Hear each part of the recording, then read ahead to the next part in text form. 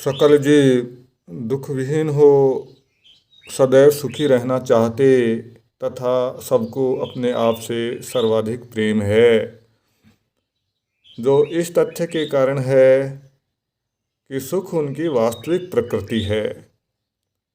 इसलिए सुख जो स्वभाव है तथा जिसकी अनुभूति मन विहीन निद्रा में प्रतिदिन होती है, उसको पाने के लिए अपने आप को जानना आवश्यक है।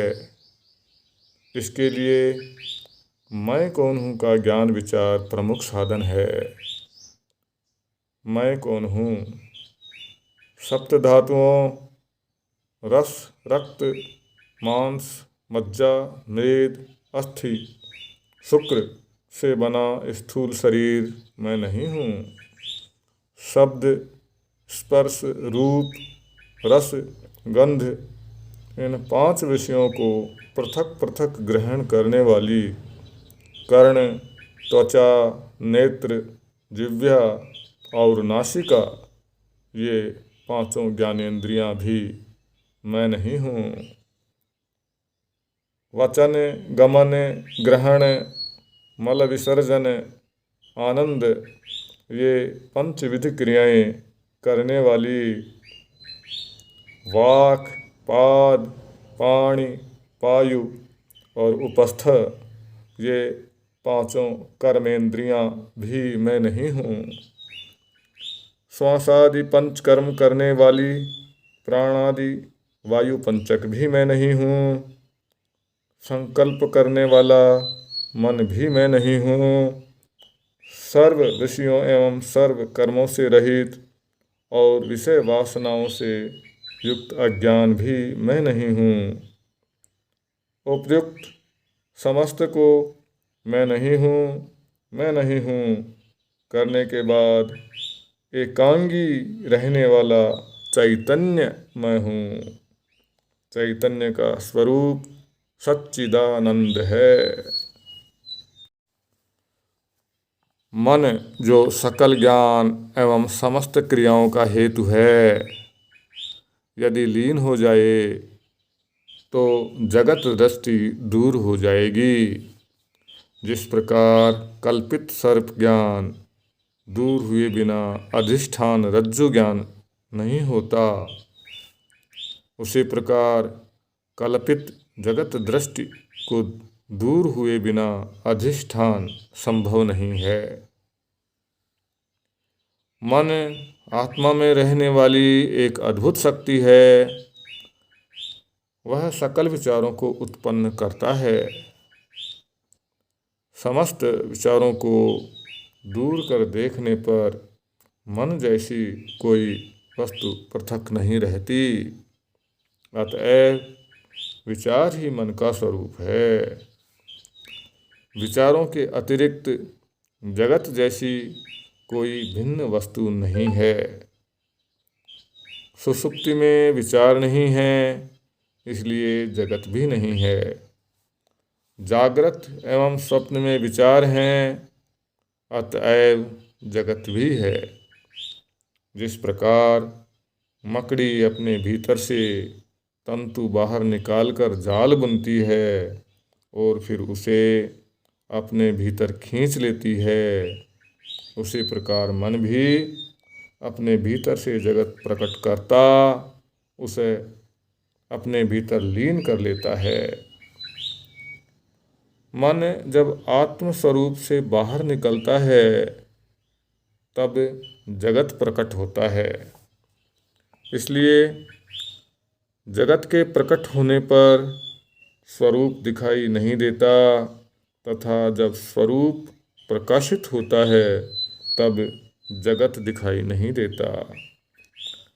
मन के स्वरूप की छानबीन करते जाने पर यह मालूम होगा कि आत्मा ही मन है। स्वयं का अर्थ आत्मा ही है। मन सदैव किसी एक स्थूल का अवलंब लिए ही टिक सकता है। वह एकाकी टिक नहीं सकता। मन ही सूक्ष्म शरीर या जीव कहलाता है।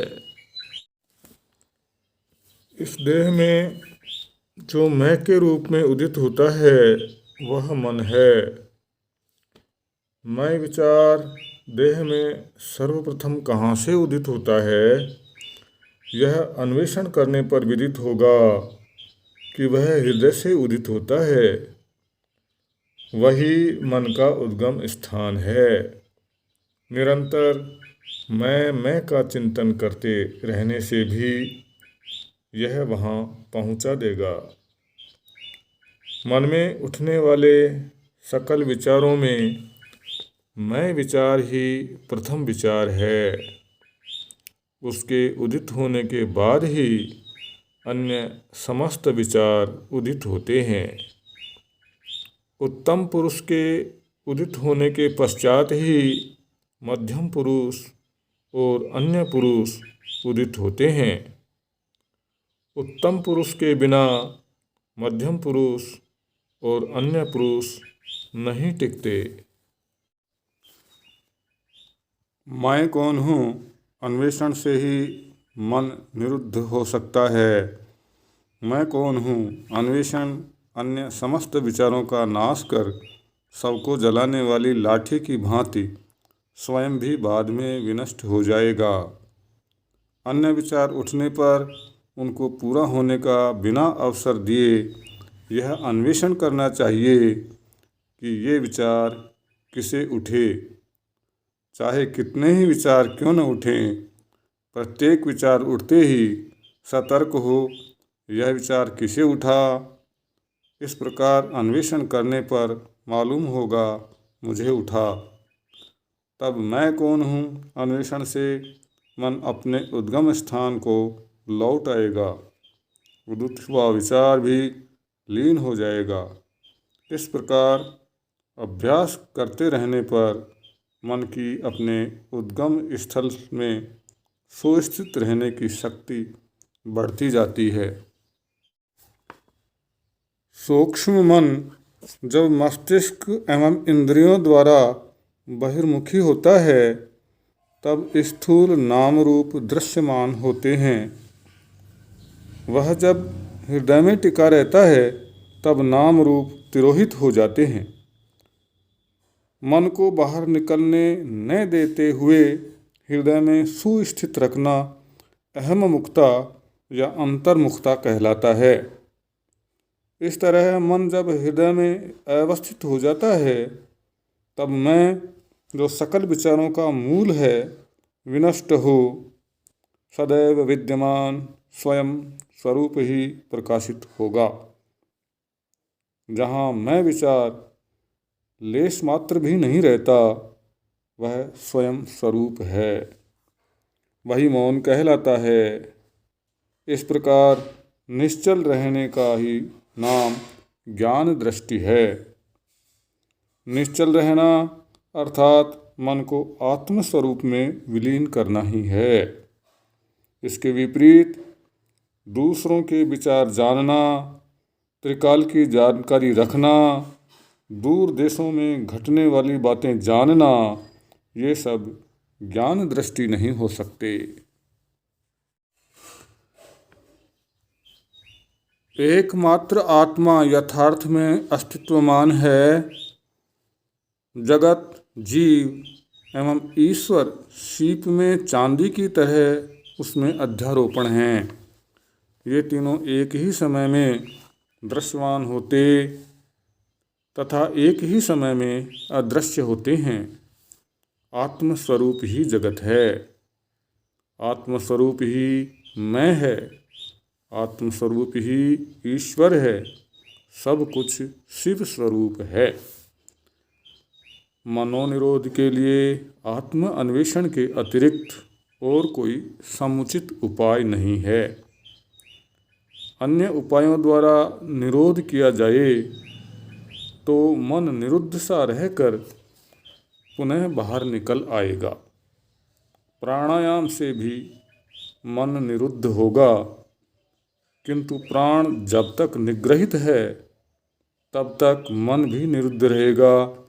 प्राण बाहर निकलते ही मन भी बहिर्गामी होकर वासना वशीभूत हो भटकेगा। मन एवं प्राण दोनों के उद्गम स्थान एक ही हैं। विचार ही मन का स्वरूप है। मैं विचार ही मन का प्रथम विचार है। वही अहंकार है।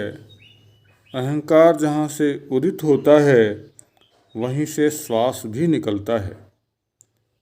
जब मन का लय होता है तब प्राण का भी लय होता है, और जब प्राण का लय होता है तब मन का भी लय होता है। किंतु सुषुप्ति में यद्यपि मन लीन रहता है किंतु प्राण का लय नहीं होता। देह की रक्षा हेतु तथा देह मर तो नहीं गई है, यह संदेह दूसरों को न हो, इसलिए ईश्वर की ऐसी नियति है। जागृत एवं समाधि में जब मन लीन होता है तब प्राण भी लयगत होता है। प्राण मन का स्थूल रूप कहलाता है। मृत्यु के समय तक मन प्राण को शरीर में टिकाए रखता, शरीर के मरते समय उसे हर लेता है। अतः प्राणायाम मनोनिरोध में सहायक है, किंतु वह मनोनाश नहीं करेगा।